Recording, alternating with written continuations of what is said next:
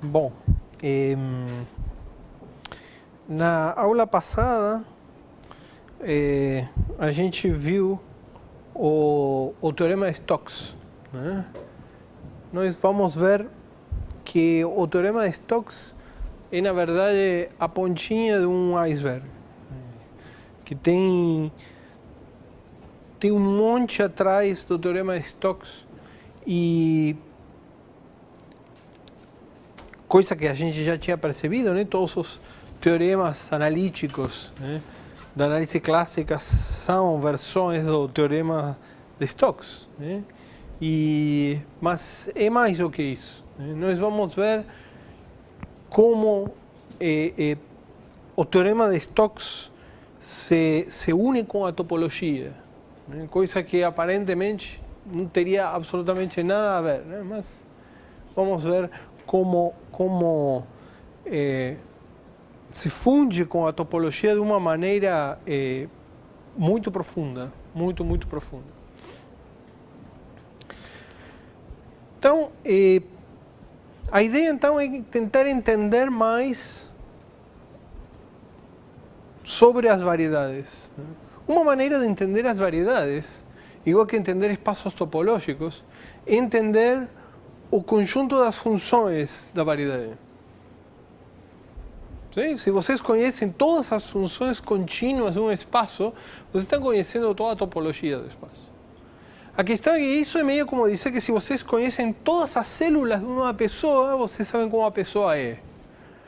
Bom, sim, se vocês soubessem onde é que está cada célula e como interage com as outras células, e de repente sim, mas isso é a mesma coisa que não dizer nada, porque isso é impossível.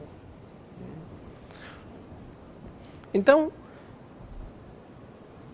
conhecer funções sobre a variedade dá informação, mas tem que conhecer certo tipo de funções. Então, observem o seguinte. Então, suponha que vocês estão em Rn, né? E eu dou uma forma.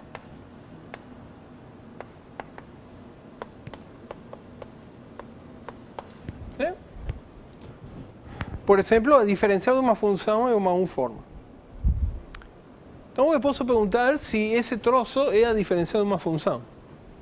Sim? Então minha pergunta é: ômega é a diferencial de uma função? Bom, o primeiro que a gente sabe sobre a diferencial é que ao quadrado é zero. Então, uma condição necessária, calculando a diferencial dos dois lados dessa equação, é que claro que de ômega tem que ser zero. Essa é uma condição necessária.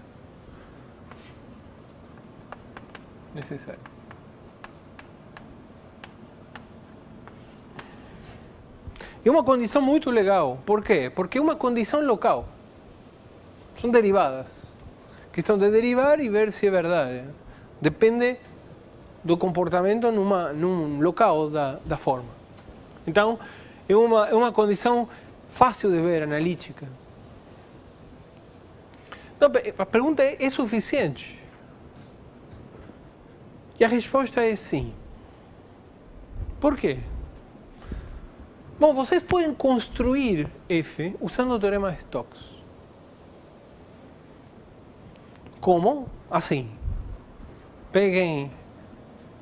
Claro que se existe uma F mais constante também funciona. Então posso supor que num ponto é zero. Por exemplo, na origem é zero. Então não está acrescentando nada se eu penso que F de zero seja zero. Então eu vou fazer o seguinte. Eu quero definir.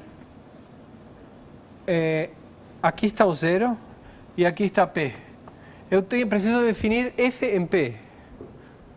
Eu afirmo que dá para definir a F usando ômega graças ao teorema de Stokes. Como? Bom, peguem uma curva unindo 0 com P. Uma curva C. Ou seja, um cubo singular. Né? Uma função do intervalo em Rn que em 0 passe pela origem e em 1 passe por P. Então eu defino f de P como isso. Eu afirmo que isso serve. Bom, primeira coisa é por que esse troço está bem definido. Obviamente, tem muitas curvas que vão de 0 a P. Por que isso está bem definido? Bom, observem, peguem agora outra curva. Então temos, vamos pegar C0 e C1. A curva está vindo para lá. C0 e C1. Então, para isso estar bem definido, o que precisamos ver é isto.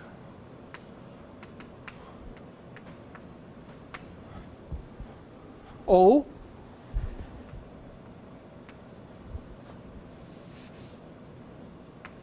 isto. Agora estou pensando isso como cadeia. Que não é nada mais do que pegar a curva que vai por C0 e volta por C1.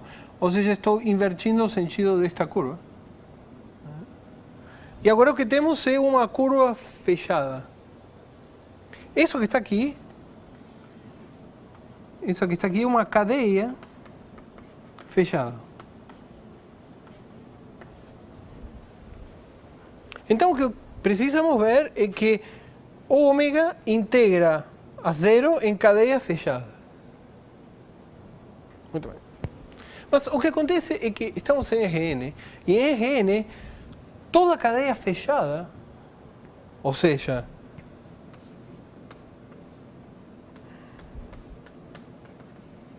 isto é um bordo de alguém. Dá para construir à mão, né? Eu posso definir Cs de t como S C1 de t mais 1 menos S C0 de t. Que é uma utopia convexa entre essas duas curvas. Né? Mas, se vocês pensam agora, o que é isto? Né? Cada uma destas ia do intervalo 0 a 1 em Rn. Agora isto, S também vai de 0 a 1. Então esta função agora vai de 0 a 1, 0 a 1 em Rn. Ou seja, é um 2 cubo singular. Sim? Como tanto C de 0 como C de 1 passam por 0 e por P, este cubo, a gente pode escrever este cubo assim. Aqui é a curva C0, aqui a curva C1. Está indo para lá, né? Aqui a curva C0 vale 0, né? Então, o que está aqui é a curva constante 0. E aqui, essa seria menos. Deixem colocar assim. Deixem colocar. Tá, aqui a curva constante 0 e aqui a curva constante P. Sim? Quem é o bordo desta CS? Bom, é C0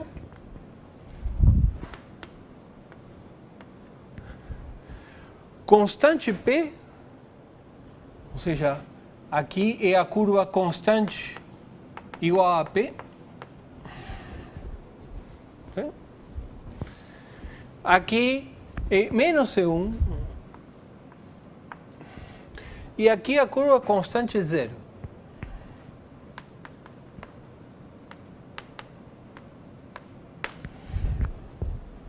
Sim? Esse é o bordo deste 2 cubos singular. Então, observe que eu falei que o bordo, que uma curva fechada, nesse caso, era o bordo de alguém. coisa que parece, mas temos essas duas coisas aqui que estão incomodando. Mas na verdade não incomodam, porque quando eu integrar, lembram? Que supõe que vocês têm uma curva constante. Quando vocês integram, o que vocês têm que fazer é isto. Aqui aparece a diferencial de C, que é zero porque é constante, então isto não aparece. ¿Sí? Isso morre. Essas coisas não interessam para quando vocês calculam este integral. ¿Sí? Então, em outras palavras, a integral de C0 menos C1 de ômega nada mais é que a integral do bordo de C de ômega. Mas isto, teorema de Stokes, é a integral sobre o 2 cubo singular da diferencial de ômega, que é zero. Então, se a diferencial de ômega é zero, isto é zero, e portanto, isto implica a integral de C0 de ômega é a integral de C1 de ômega. Isso faz com que esta função esteja bem definida.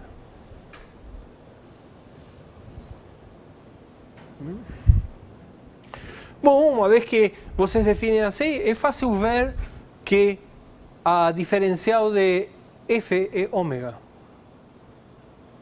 Porque vocês pegam agora uma curva, peguem P aqui, pegam um vetor V aqui, por aqui está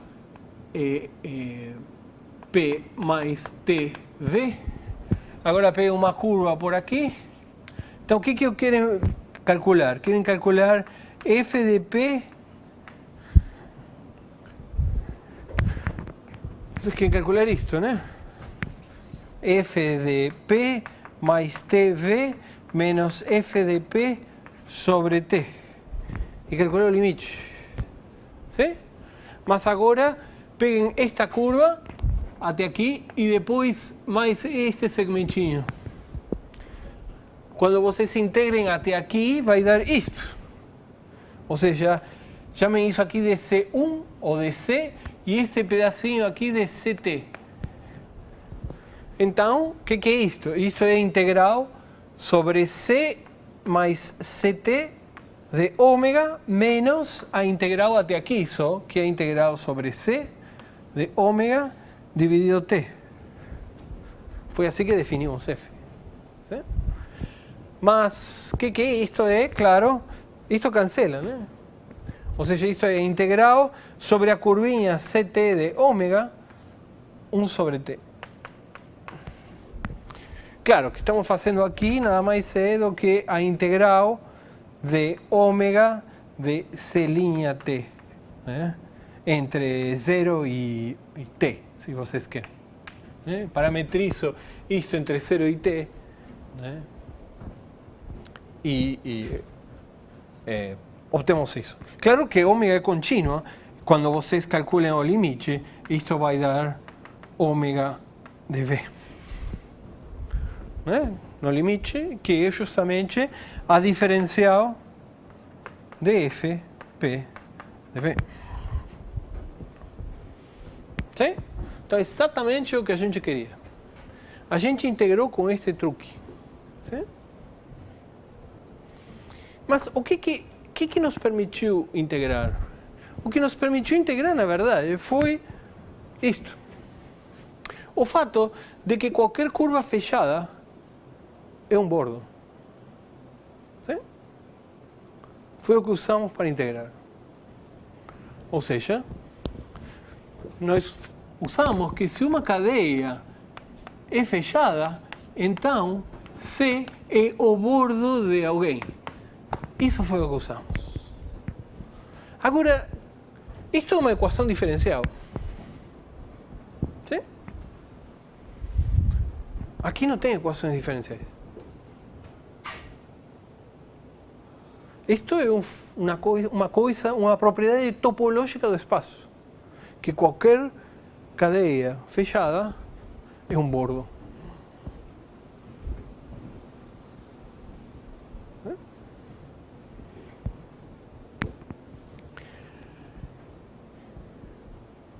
Localmente, toda cadeia fechada é um bordo. Porque vocês podem fazer este truque que fizeram aqui localmente. Localmente vocês podem deformar uma coisa na outra. A questão é que globalmente talvez não. Então, esta propriedade é muito linda, porque é fácil de verificar, é uma condição local, é uma derivada, condição local.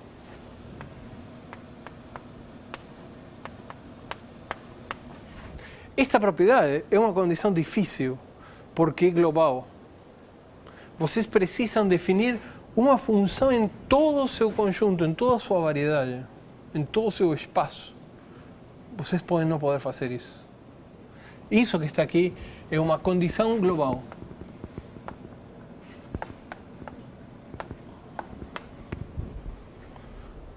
Como passamos de uma condição necessária local numa condição suficiente global? Graças a uma propriedade topológica.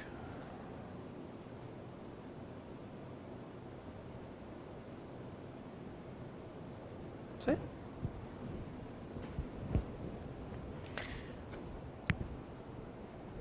Essa conchinha tão simples e ingênua é o início da teoria de cohomologia.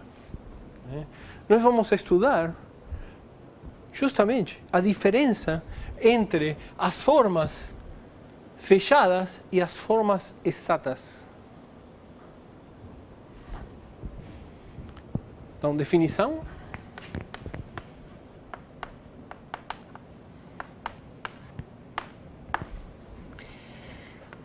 Ômega, dada uma K-forma em M,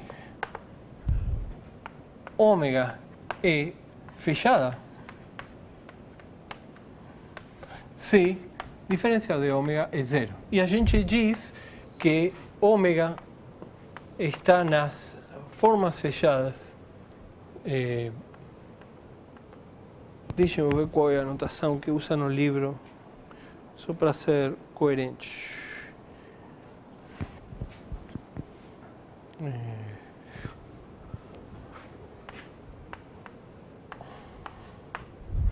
Observen que é transparente, é uma condição local, é uma derivada.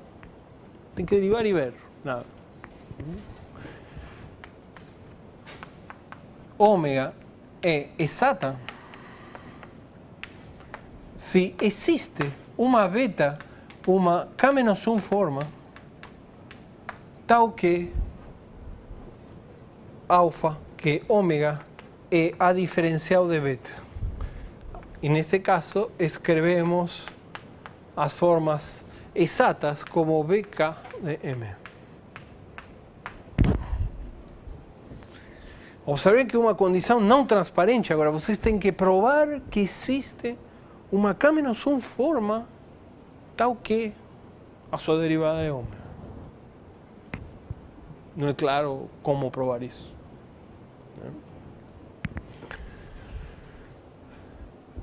Observen que o conjunto das formas fechadas são um subespaço. ¿Sí? O núcleo de operador D. ¿Sí?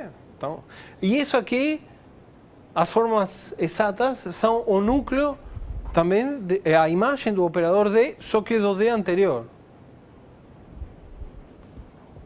¿Sí? Em outras palavras, temos ômega K-1 de M, ômega K de M, ômega K mais 1 de M. Aqui vamos chamar, temos a diferencial, aqui temos a diferencial. Vamos colocar quando for preciso para diferenciar uma da outra, colocar o grau onde elas estão sendo calculadas. ¿Sí? Então, ZK, né? ZK de M nada mais é do que o núcleo de DK.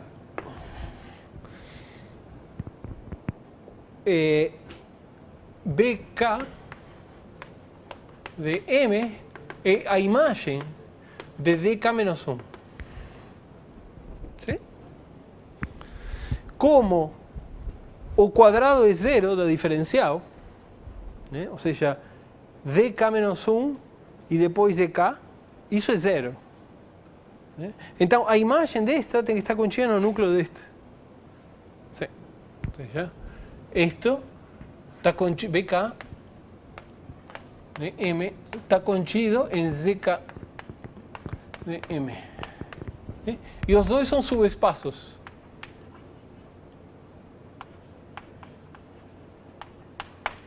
Sim? Então eu posso quocientar. Posso pegar o espaço vetorial quociente. Ou seja, faço isto.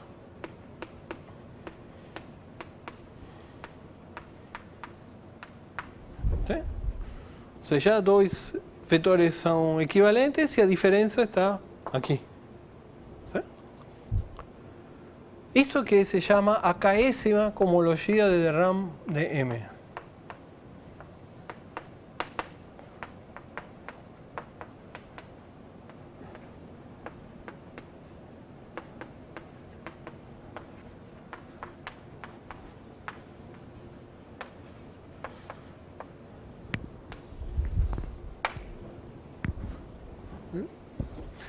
Essa conta que fizemos aqui, por exemplo, diz que H1 de Rn é zero. Se usamos n maior ou igual a 2. ¿Sí? Pegamos curvas no espaço, então estamos usando n maior ou igual a 2. Isso é exatamente o que provamos aqui. Provamos a mão, né? Demos uma maneira de construir a F. Isso é um milagre. A gente usou o que era Rn para poder fazer isso. Isso só vale nesse caso. Então, que isso está nos... Tem duas coisas que isso sugere. Primeiro que estudar isto é estudar a topologia do espaço. Mas nós vamos pegar o resultado contrário. Estudar isto é estudar a topologia do espaço. Nós vamos obter informação sobre a variedade estudando esse troço. Que tipo de informação? Bom, a óbvia é, por exemplo, resolver esse tipo de equação, né? Porque vocês podem olhar ao contrário. Agora, suponham que alguém vai no banheiro e alguém comenta para vocês que isto é zero. 5 minutos antes da aula. Aí, quando eu fiz esta pergunta, aí vocês podem estar falando, não, isso sempre pode porque H1 é zero. E sim, é verdade. Porque o que diz H1 ser zero, diz que este espaço é igual a este. Ou seja, toda forma fechada é exata em Rn. Então é claro que é exatamente o que eu estava tentando calcular. Não importa se vocês conseguem uma forma tão bonita ou não. Se H1 é zero, já está, não tem nada que fazer. Então, saber esta informação, que como eu já adiantei, é uma informação topológica, na verdade, dá informação para você resolver equações diferenciais. Sim? Um troço topológico permite vocês resolver uma equação diferencial. Estranho, não? Na aula passada me perguntaram como ver que uma coisa não era orientável. E o que nós fizemos? Nós pegamos uma curva e tentamos orientar e vimos que se a curva fecha, podíamos voltar do outro lado. E aí não é orientável.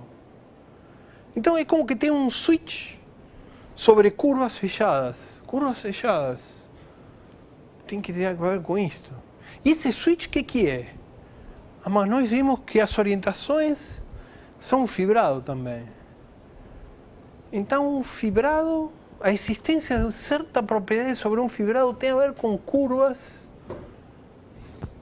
Parece que está relacionado. E sim, a homologia, a comologia, dá restrições para definir globalmente coisas que estão definidas só localmente. E a orientação é uma delas, embora não é nada óbvio que tenha a ver. Da mesma maneira que não era óbvio que isso estava relacionado com aquilo. Então, a comologia são obstruções, uma medida sobre obstruções para definir globalmente objetos que estão definidos localmente. De alguma maneira é parecido com partições da unidade, mas aqui tem a ver com equações diferenciais.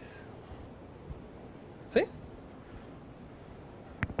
Nas partições da unidade não. Sim? Nada do que eu falei é preciso nem formal. Bom, isso aqui é formal, mas só comecei assim para motivar vocês no sentido de que este objeto dá informações, dá muitas informações. Por exemplo, uma óbvia, resolver equações diferenciais, né?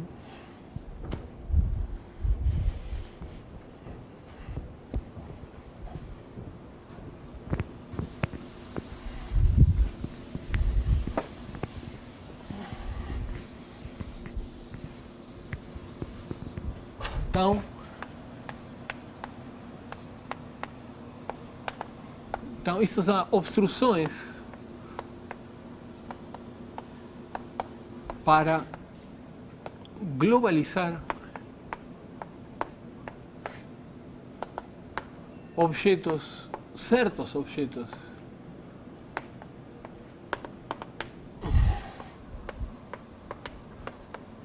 diferenciais, locais.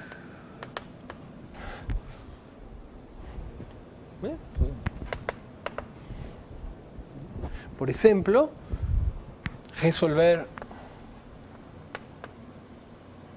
equações em derivadas parciais, que é exatamente o que eu fiz quando eu escrevi ômega z de f. Essa é uma equação em derivadas parciais. Outro tipo de equação muito frequente que acontece é o seguinte: suponha que vocês têm uma superfície, né, ou um aberto de R2, e vocês querem saber se existe uma função g de u em, por exemplo, Rn, uma superfície em Rn, tal que, bom, aqui temos coordenadas uv, sim? Então, vocês querem saber alguma coisa sobre o espaço tangente de g, por exemplo, que a derivada de g em relação a u seja um certo vetor eta, um certo campo de vetores eta, e gv seja um certo campo de vetores xi. Quando é que este troço tem solução? Bom, uma coisa que você pode fazer é derivar isto em relação a v, e fica isto. E agora derivar isto em relação a u. É isso. Bom, claro que as derivadas segundas comutam, então isto tem que ser igual a isto. Então, condição necessária é eta v igual a xi u.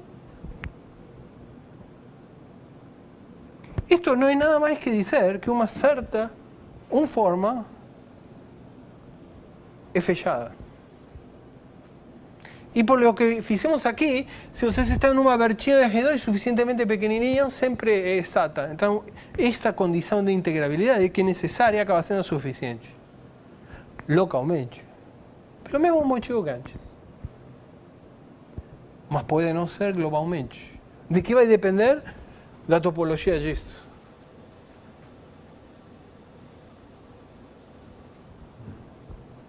Para isso a gente estuda a cohomologia de ramo.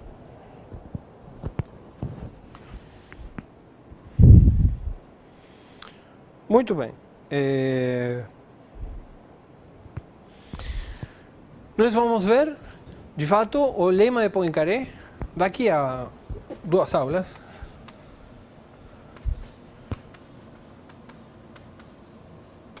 Que diz que as homologias de RN são todas triviais, ou seja, ZK de RN e BK de RN para todo K maior ou igual a 1. Ou seja, toda forma exata, toda forma fechada em RN é exata. RN não tem graça desde este ponto de vista. Mas é importante observar que RN todo, se eu tiro um pontinho de RN, isto é falso. Eu já estou colocando topologia.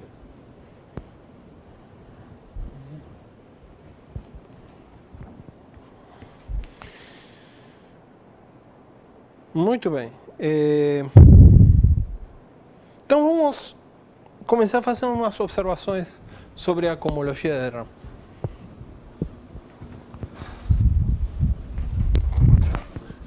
Vamos começar pelo começo.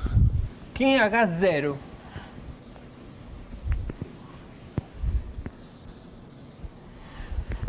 Vamos ver.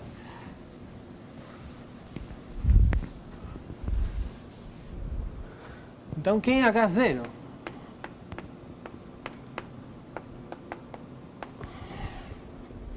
Bom, mas quem que tem que ser, né?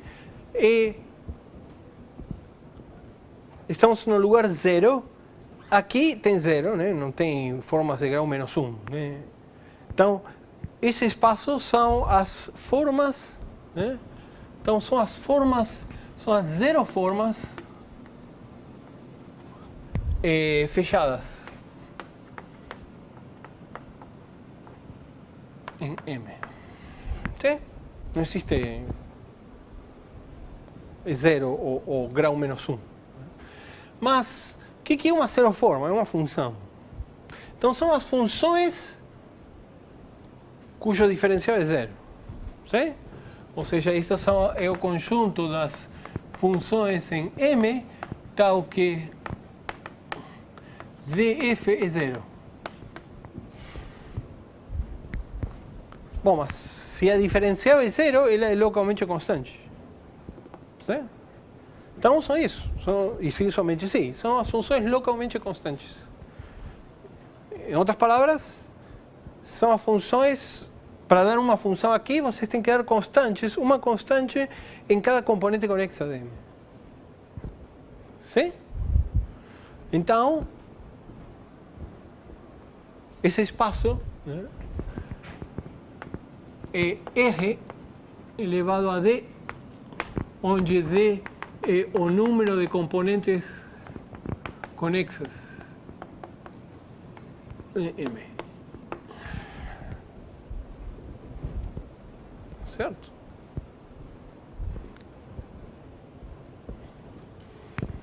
Sim? Muito bem. Pega agora MN compacta. Então, primeira coisa, isso. 2. Compacta e orientável.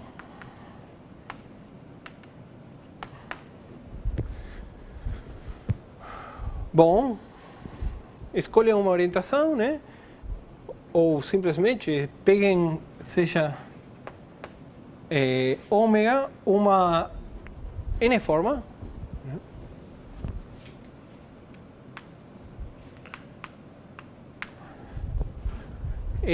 positiva, né? Que define uma orientação. Ou que não se anule em nenhum lugar, se quiserem. ¿Sí? Bom, é claro que como ela tem um sinal, a integral disto é positivo. ¿Sí? Por outro lado, a diferencial de ômega é 0. ¿Sí? Porque isto está nas n mais 1 formas de Mn. Esse espaço é 0. Né?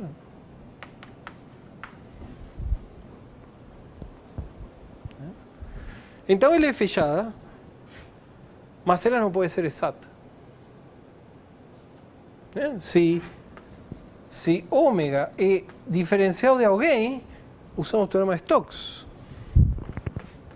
A integral sobre m de ômega seria a integral sobre m de d beta, que é, pelo teorema de Stokes, a integral sobre o bordo de m da beta, mas m não tem bordo, m é uma variedade compacta, isto é vazio, e portanto isto é zero, mas como é uma orientação, isto é positivo. Então o que mostramos? Mostramos que existe uma forma fechada que não é exata.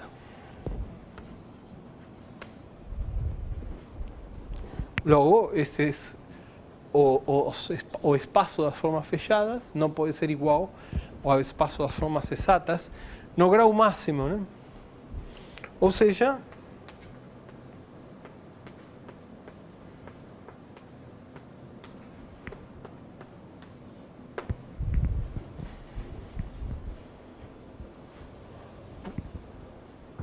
pelo teorema de Stokes.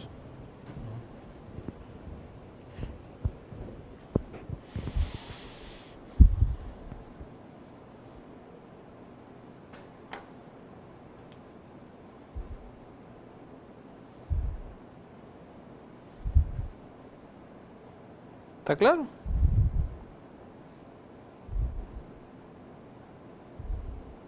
Bom, outra observação trivial, né? É que eu já fiz aqui, na verdade. As formas, as homologias em grau maior que a dimensão são todas nulas, né? As cohomologias, né? Ou seja, isso é outra.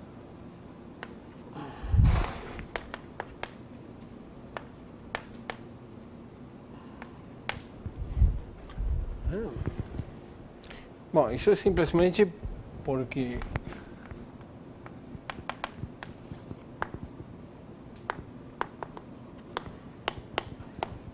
esqueceu.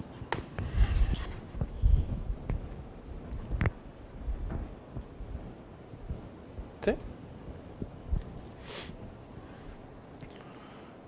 Muito bem. Exemplo. Vimos que Rn, bom, eu falei do lema de Poincaré, embora ainda não vimos, mas isso diz que, então, todas as cohomologias de Rn são zero, a menos da zero, né? Que é 1, né? É R. H0 de Rn é R porque Rn é conexo, né? Por causa disso. Então, Rn é um espaço que tem a cohomologia mais pequena possível. E um espaço que tem muita cohomologia, um toro, por exemplo, né? Peguem o toro.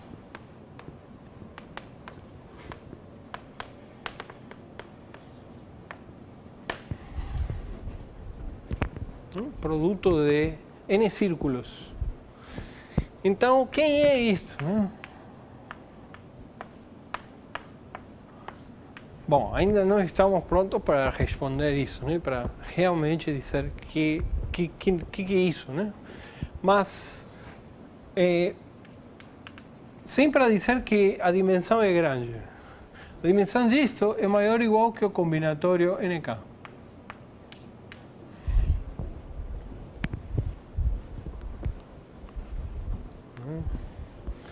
E por quê? Pelo seguinte, peguem I e N e K. K números inteiros ordenados entre 1 e N, né? Isto está no nosso INK. Me lembro mais como eu tinha notado. NK.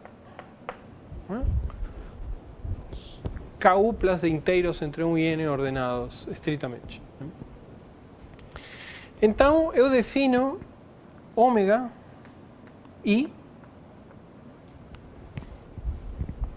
como... bom, aqui temos isso de los círculos, né? Em cada círculo temos a coordenada angular, né? Dimensão 1. Então, aqui temos d θ n e aqui temos d θ 1, né? Coordenadas angulares no círculo. Então, eu defino estas. D θ I1, d θ IN, IK. Como vimos, ha diferenciado de uma forma que decomponível desse jeito é sempre zero. Ou seja, isso é uma forma fechada. Então posso pegar, né, é uma forma aqui, uma forma fechada, então posso pegar a classe dela.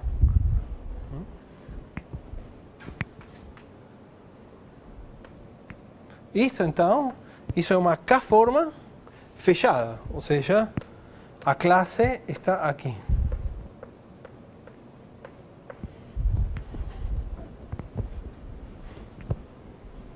¿Sí? E eu afirmo que todas elas são independentes.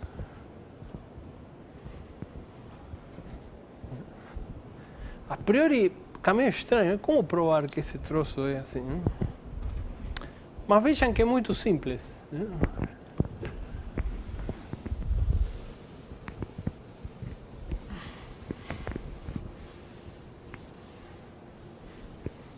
É só integrar essa forma em alguma subvariedade esperta.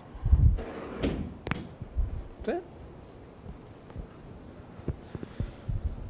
Aqui temos N círculos. Eu posso pegar K deles com outro índice. ¿Sí? Pego o J1, JK deles. Isso é um toro de dimensão K dentro deste. ¿Sí? Então, chamem ele de T dado um J. Também aqui temos o toro de dimensão K que depende de J. Né? Isso é simplesmente pegar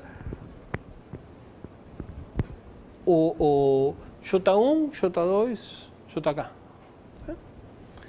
Então agora eu posso fazer isso. Integro ômega i em t kj.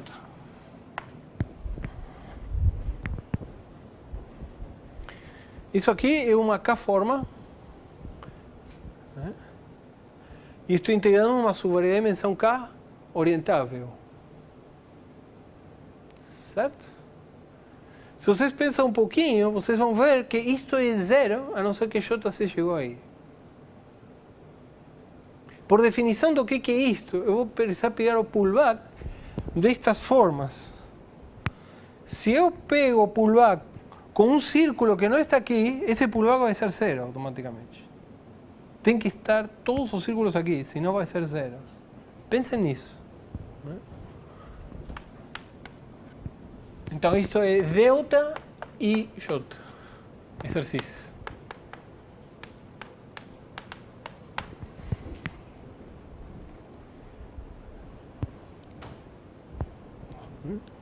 Isso mostra que são independentes. É que uma combinação linear destes igual a zero, então integro sobre um destes e os coeficientes têm que ser todos zero. Você poderia reclamar, né? Você poderia dizer, não, peraí. Você está integrando não uma K-forma, você está integrando uma classe de K-forma. Sim?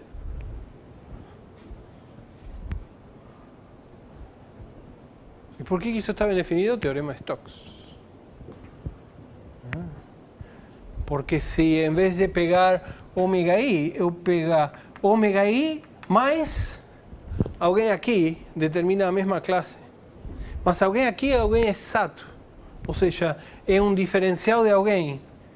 Se eu integro isto sobre essa variedade, isto, claro, é a integral de ômega i tk mais a integral de beta de tky. O teorema de Stokes é isto. Mas o toro é compacto, não tem bordo. É uma variedade, não tem bordo.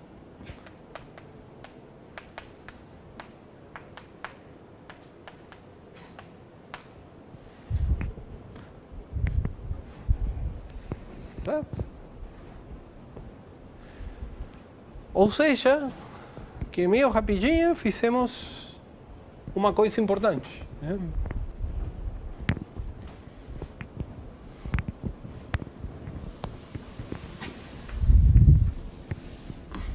Podemos integrar em cohomologia.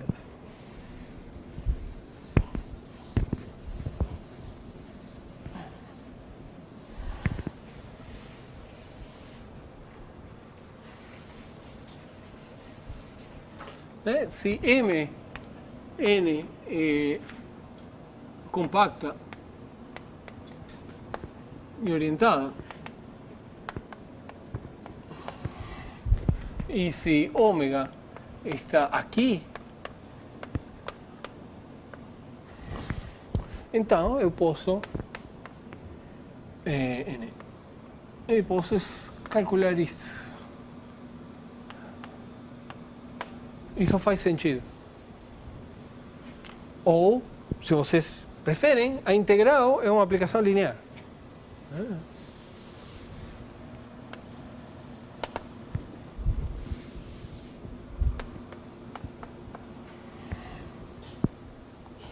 A integral sobre M, né?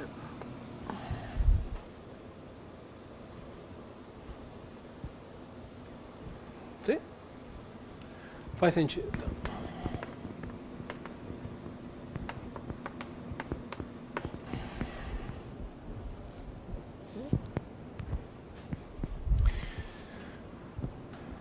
E como vimos antes, que é na verdade o que estamos fazendo aqui. Nós não usamos que Tn é orientável nem compacto. O que nós usamos é que este é orientável e compacto. Que é o mesmo que a gente usou para integrar e usar e falar do teorema de Stokes sobre cadeias. Então, na verdade, vocês podem fazer o mesmo sobre cadeias. Ou seja, se vocês têm uma classe de cohomologia de dimensão K e vocês têm uma subvariedade, então se vocês têm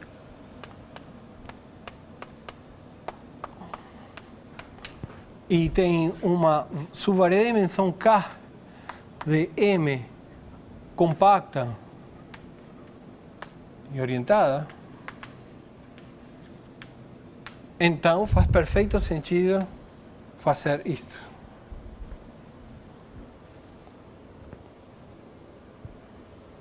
Claro, aqui temos a inclusão e o que estamos fazendo, na verdade, é isto.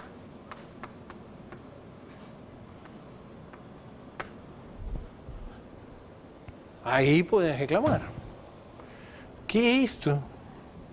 É o pullback de uma classe. Tranquilo.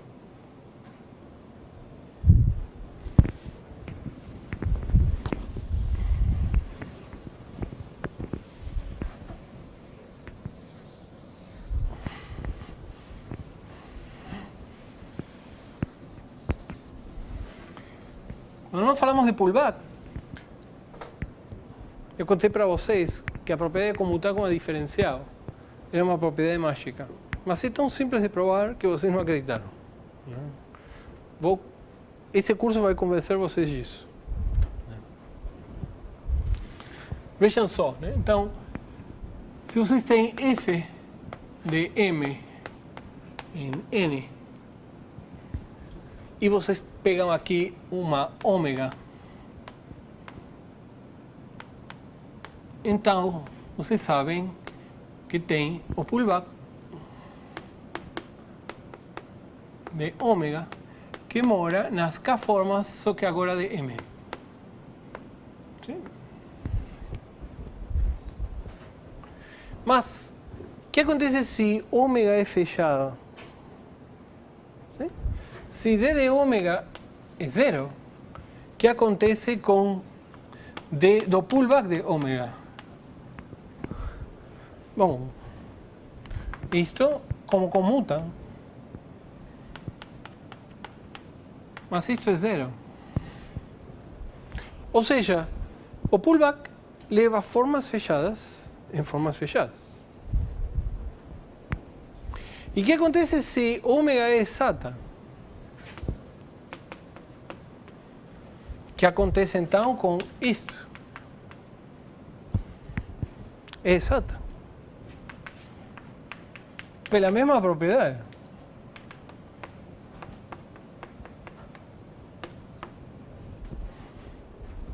¿Sí? Esta forma é exata. Então, o pullback leva formas fechadas em formas fechadas, formas exatas em formas exatas. Então, desce na cohomologia. Temos então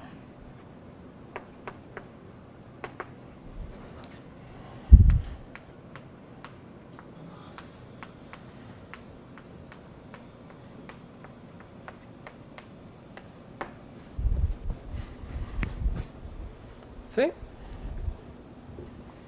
Defino isto assim.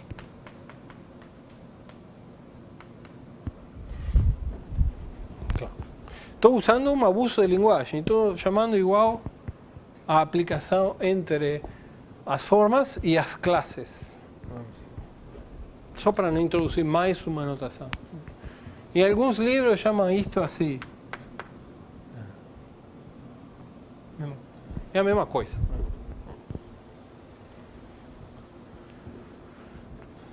Por causa disto, esta função está bem definida.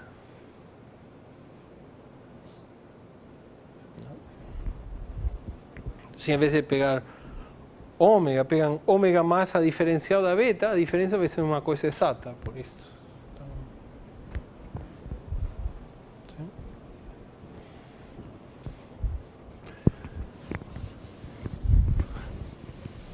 mas quase sem querer, então, nós acabamos de provar uma propriedade não trivial, né? Que a cohomologia é um invariante da estrutura diferenciável. No seguinte sentido, né? Então, corolário, se F de M em N é um diffeomorfismo, então as cohomologias são iguais.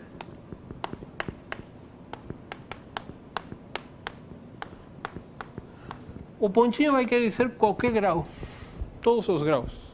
Mas os mesmos, né? K, K. Não vão comparar K e L, não. K e K. E por quê?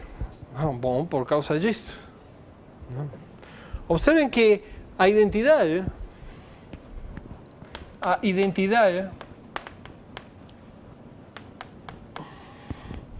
claro que podem fazer agora este truque com a identidade.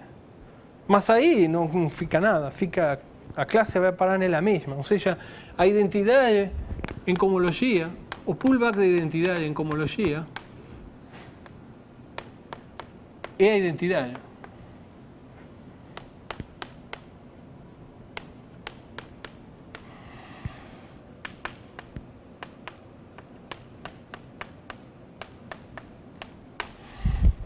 Sim? Por causa disto. A definição. Então vale isto da propriedade do pullback, né? Observem que se F é um diffeomorfismo, o que acontece com isso?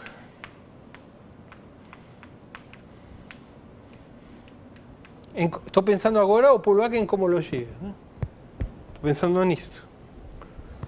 Bom, isto, por causa da própria definição, né? Também tem a mesma propriedade que o Poulouak usual.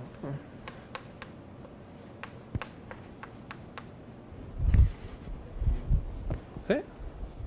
Bom, mas isto que está aqui é um difeomorfismo, isso que está aqui é identidade. E, portanto, isto é a identidade em cohomologia.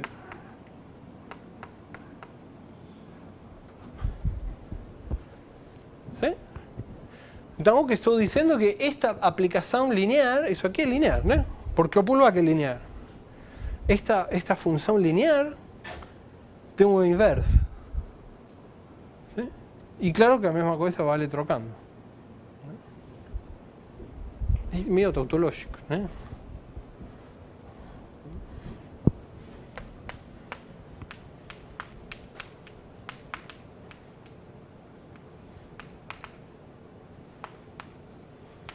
Na verdade, o que acabamos de provar é isso, que se F é um difeomorfismo, isto é um isomorfismo. Isso quer dizer este igual, são isomorfos. Mas estamos dizendo mais, né? Estamos dizendo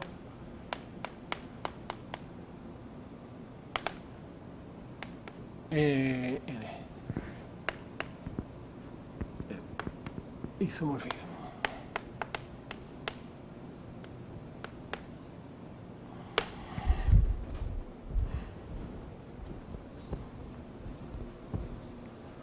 Então, duas variedades difeomorfas têm a mesma cohomologia.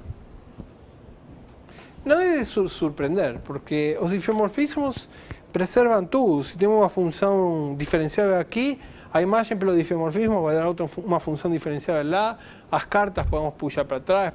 Então, tem a mesma estrutura diferenciável e a homologia está definida com a diferencial, que depende só da estrutura diferenciável. Então, não é de se surpreender. Que tenham a mesma cohomologia se são difeomorfas.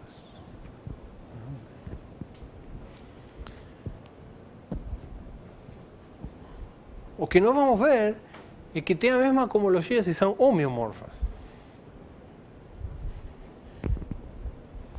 Mas vamos ver que tem a mesma cohomologia se são homotópicas. Que não necessariamente, isso é mais fraco que ser homeomorfo, né? Por exemplo, o RN é homotópica a um ponto, é contrátil. Então, a homologia de RN tem que ser a homologia de um ponto. E a homologia de um ponto é trivial. Por isso que RN tem homologia trivial. Isso não é nada óbvio, nada óbvio. Mas não é difícil.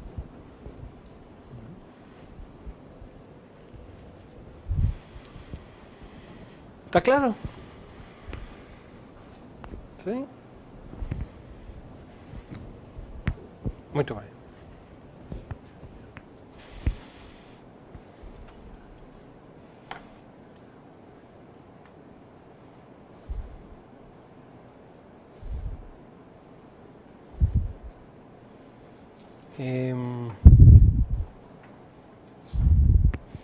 Muito bem, então, que são esses grupos?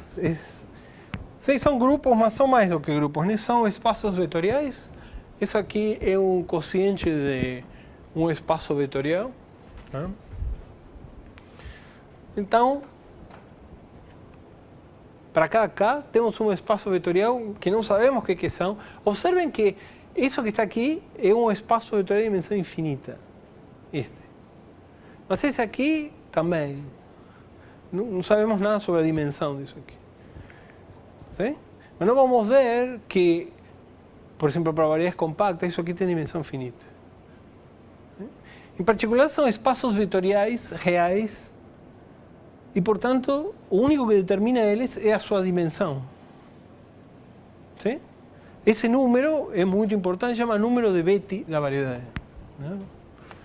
BK de M é a dimensão desse espaço.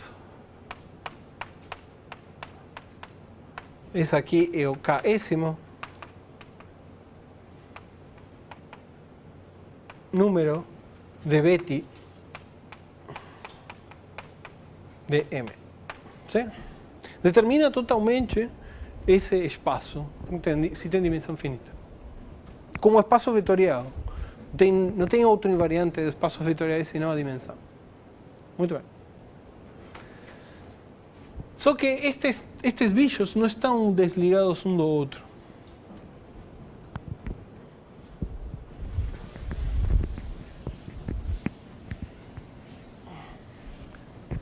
A gente nunca, muitas vezes, em geral, a gente não vê estes espaços isolados.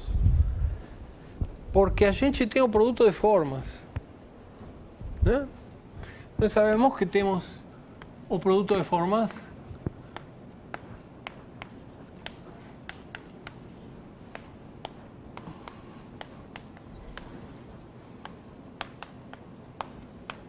isso nos permite construir a álgebra das formas diferenciais sobre M, que é uma álgebra anticommutativa. No sentido de que se trocamos que o produto de ômega com sigma e de sigma com ômega está relacionado pelo sinal, que é o produto de K por R, ou seja, é -1 se K e R são ímpares, ou 0 ou 1 se não. Então é uma álgebra comutativa, anticomutativa,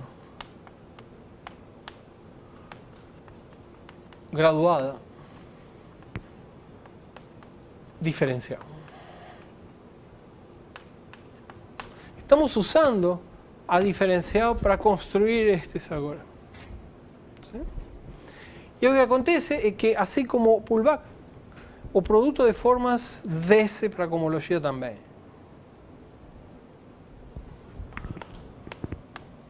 Temos então o mesmo produto das cohomologias.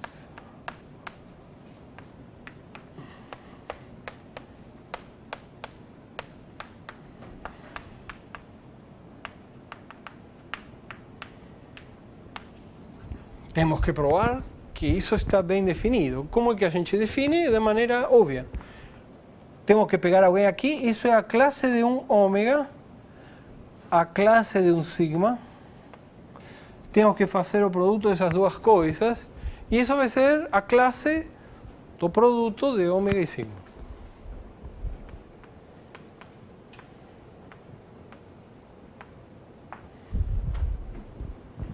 Temos que provar que isso faz sentido.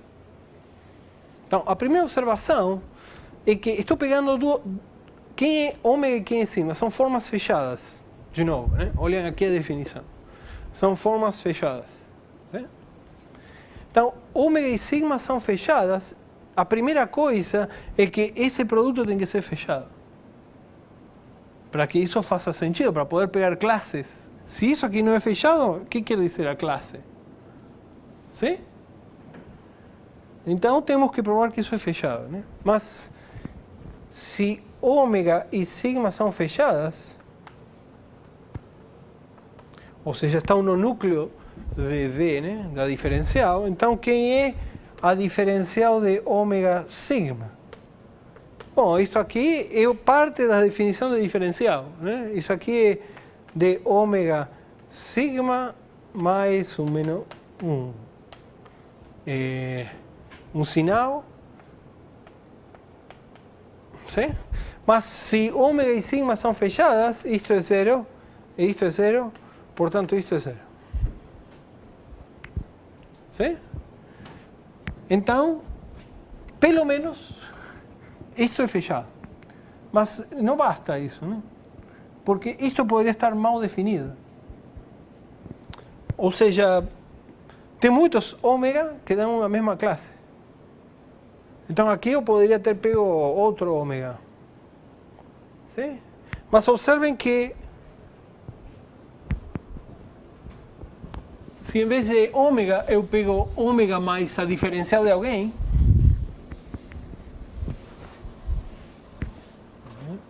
então o que eu quero ver é que isso está bem definido.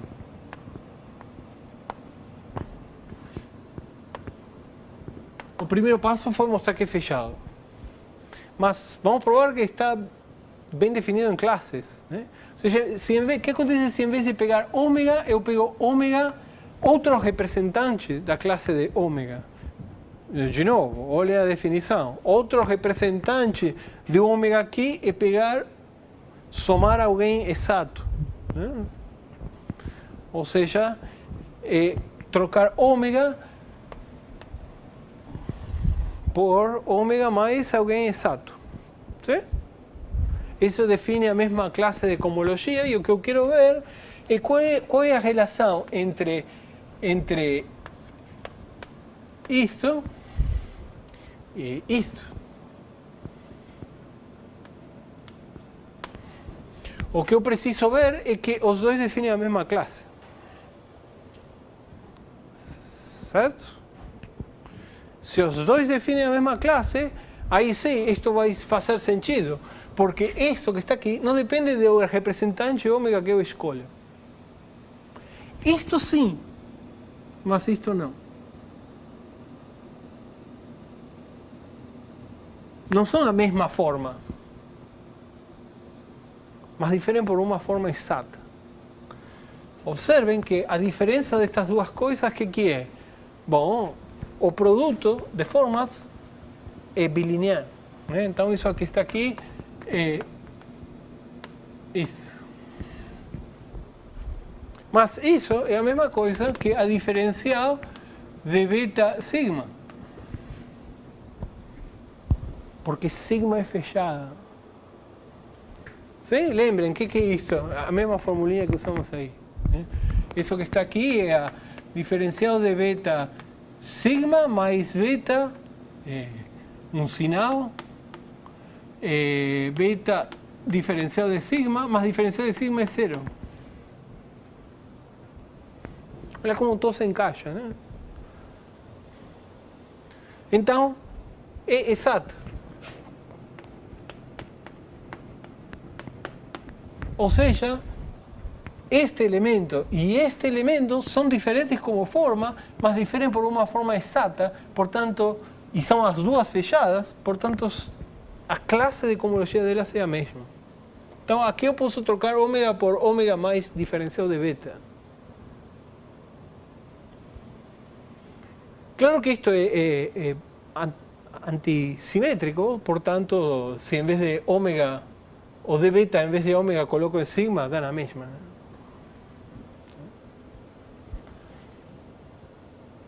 Então está bem definido. Não depende da classe, não depende do representante, mas somente da classe. Bom, mas por este, agora temos um produto de classes de cohomologia.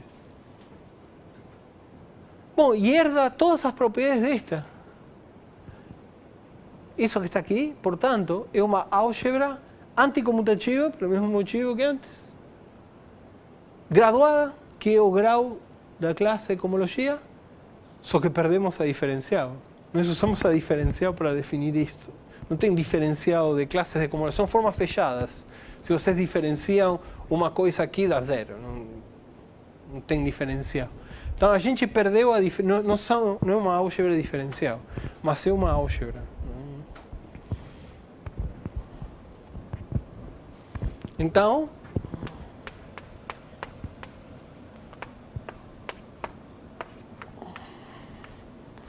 isso que é a soma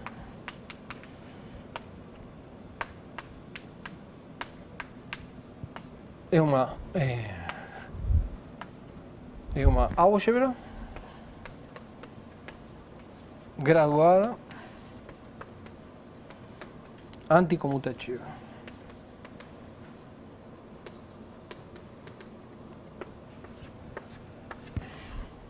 E o pullback? E o pullback era um morfismo de álgebras aqui e está bem definido quando vocês vão no quociente, portanto é um morfismo de álgebras em cohomologia. Isso que está aqui é um isomorfismo de álgebras.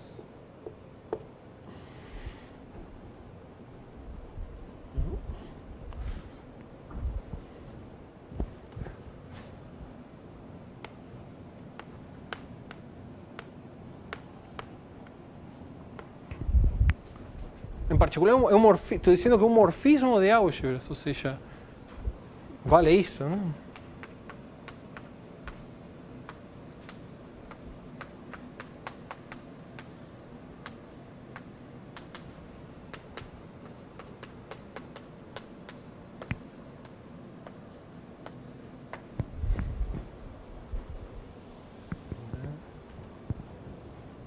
Simplesmente valia aqui, e o que estamos fazendo é simplesmente pegar classes.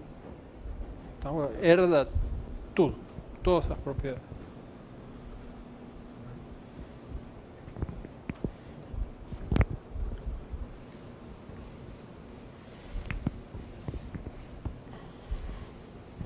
Está claro? ¿Sí?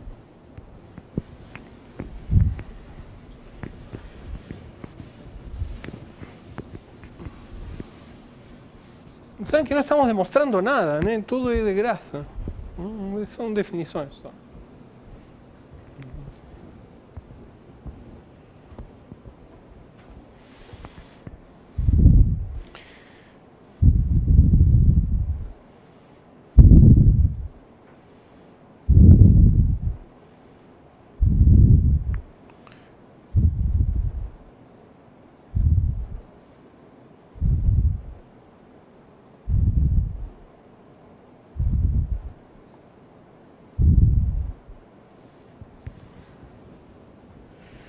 Certo? Está claro? Muito bem.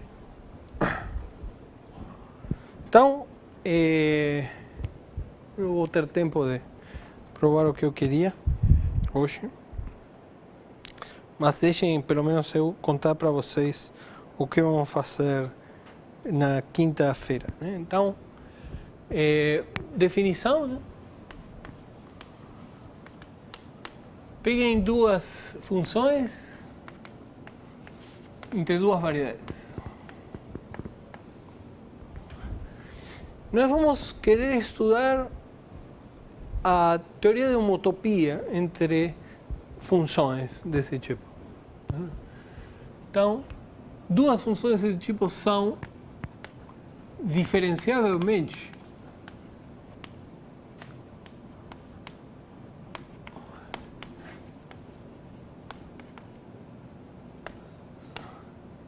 homotópicas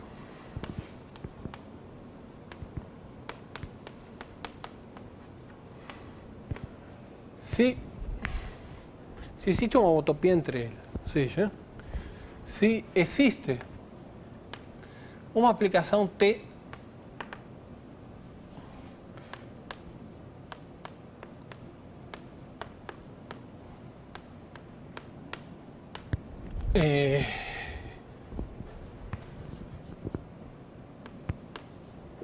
do produto de M com um intervalo fechado. Quando eu escrevo assim, estou querendo dizer sem infinito.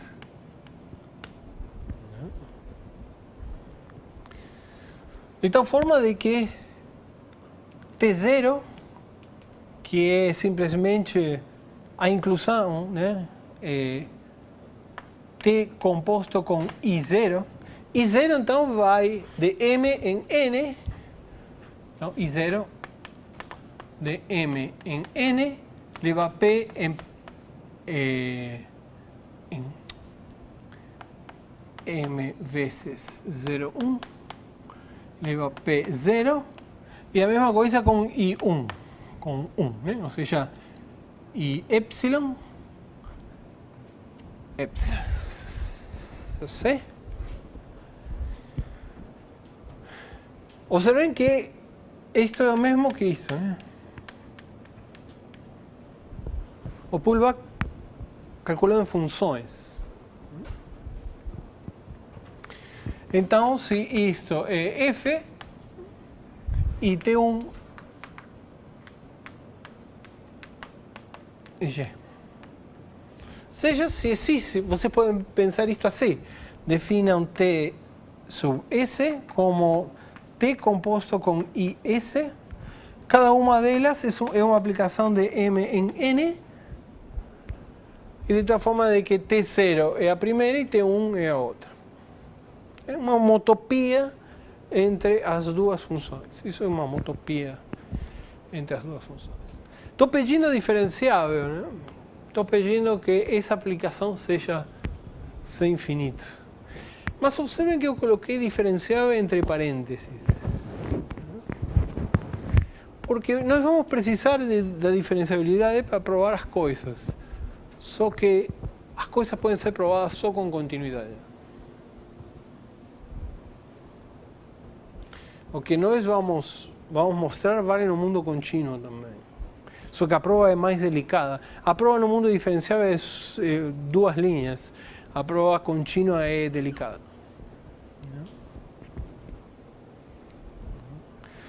Então, isso é uma homotopia entre duas funções. Bom, por outro lado, aqui diz que se vocês têm uma função entre duas variedades, automaticamente vocês têm um morfismo entre as suas cohomologias de RAM. Sim? Bom, o que nós vamos provar é o seguinte teorema.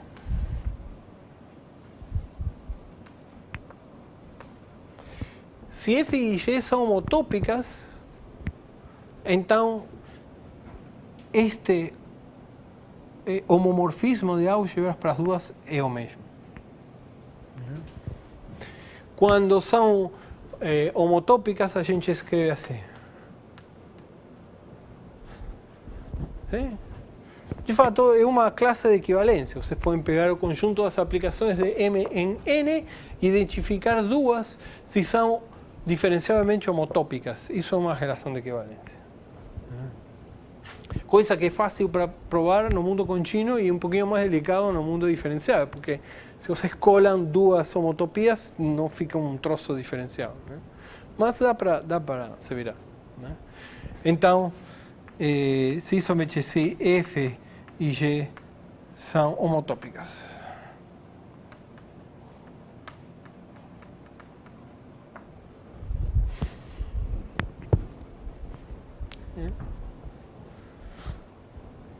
Então, o teorema que vamos provar na próxima aula diz que se f é homotópica a g, então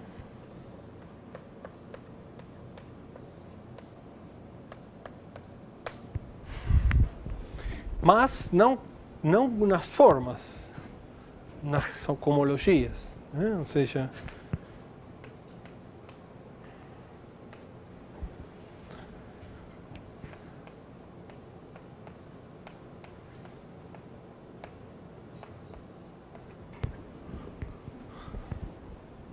sim?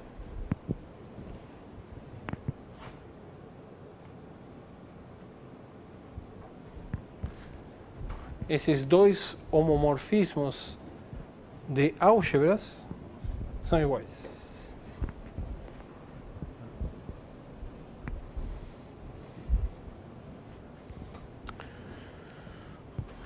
Muito bem, então vamos parar por aqui e na quinta-feira começamos a aula provando isso. Alguma pergunta?